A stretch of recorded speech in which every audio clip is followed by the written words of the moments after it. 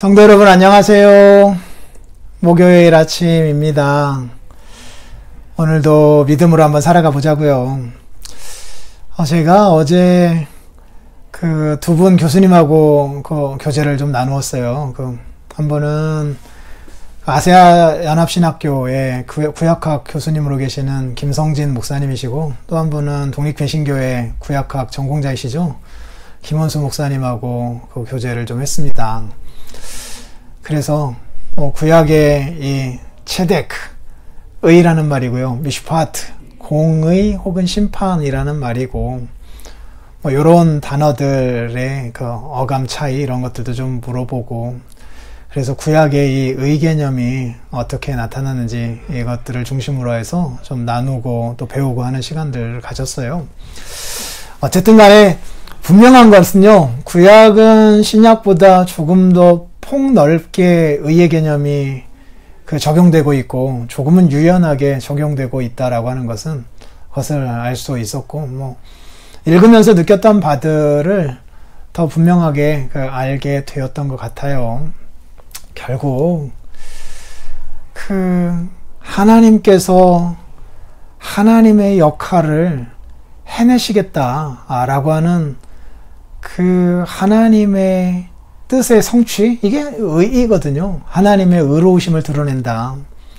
언약 백성들인 우리와 맺은 언약을 하나님이 하나님 노릇을 제대로 하시며 이루어내신다 라고 하는 거거든요. 그래서 어느 목사님하고 교제하면서 김세훈 박사님이 이 하나님의 의라고 하는 부분을 하나님 노릇하다라는 말로 번역을 했대요. 그래서 구체적인 자료, 증거 자료를 아직 찾지는 못했는데, 그 이야기를 어느 목사님하고 교제하면서도 알게 되었어요. 한마디면은 어느 정도 이해가 가요.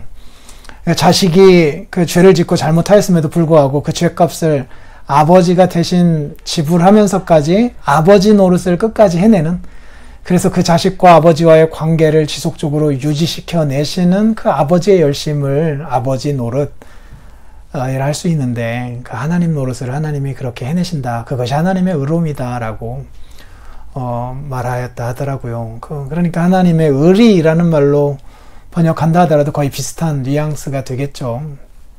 복음에 이게 나타난 거예요. 복음에.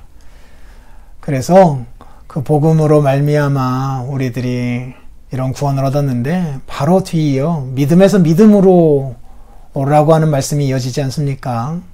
오늘 이 부분을 중점적으로 한번 생각해 보면 좋겠어요. 의인은 믿음으로 말미암아 산다라고 하는 이 하박국서의 말씀, 어제 저녁 수요 예배 때 설교했습니다. 정말 고민 많이 하고 읽고 또 읽고 설교한 거예요. 그러니 여러분들이 꼭 모두가 듣고 오시면 좋겠어요. 특히 주일 예배 드리기 전에 수요일 설교되었던 것을 모두가 꼭 듣고 오시기를 바라고, 그러면은 의와 믿음, 생명의 관계에 대해서 훨씬 더 수월하게 이해를 할 수 있을 것 같아요.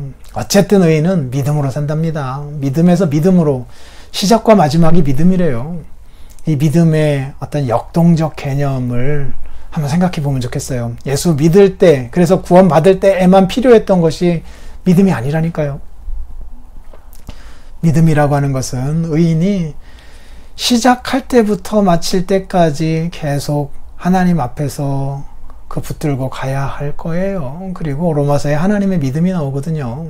하나님의 미쁘심으로 번역됐습니다. 신실하심이죠. 하나님의 의와 거의 동의어가 하나님의 믿음, 하나님의 신실하심이에요. 그리고 로마서 8장에서는 하나님의 사랑이 나오죠.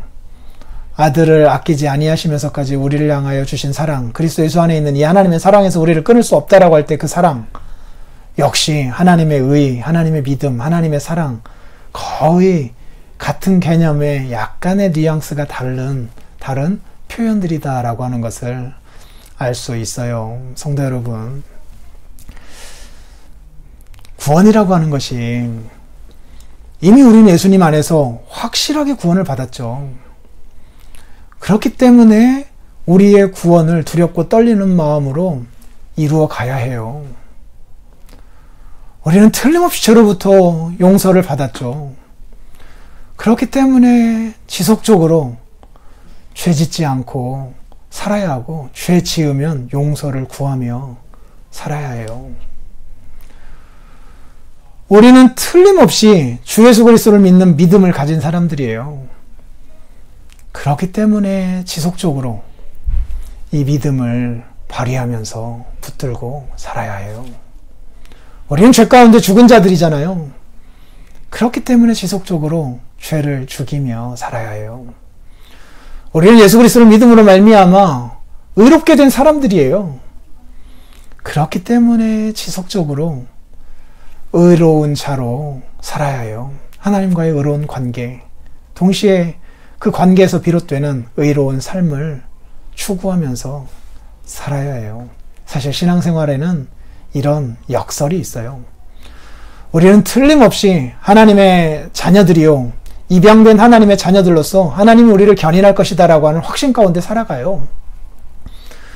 그러나 동시에 우리들이 죄짓고 이 언약을 파기하고 그리스도를 배신하면 우리는 영원한 심판을 받아요.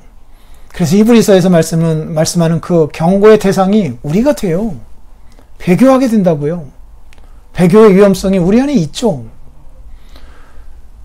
그러니 신기하게도 믿음에서 믿음으로 살아가는 사람들은 예수 그리스도 안에 있는 이 하나님의 사랑에서 어느 누구도 우리를 끊을 수 없다라고 하는 이 확신을 가지고 감과 동시에 우리의 죄, 우리의 삶의 불순종 같은 것들을 보면서 배교의 그 경고를 경고로 받아들이면서 두려워하고 그 경고 때문에 더더욱 믿음으로 주님을 붙드는 방향으로 나간단 말이에요. 신비예요, 신비. 역설이기도 하고요. 믿음에는 이런 역동성이 있습니다. 그래서 우리들이 시작부터 마지막까지 믿음으로 사는 거예요. 믿음으로 사는 거예요. 이렇게 오늘 하루도 하나님 앞에서 살아가 보자고요. 믿음으로 믿음에 이른다라고 하는 말씀 다시 한번 하루 묵상해 보시기 바랍니다. 내일 뵙겠습니다. 감사합니다.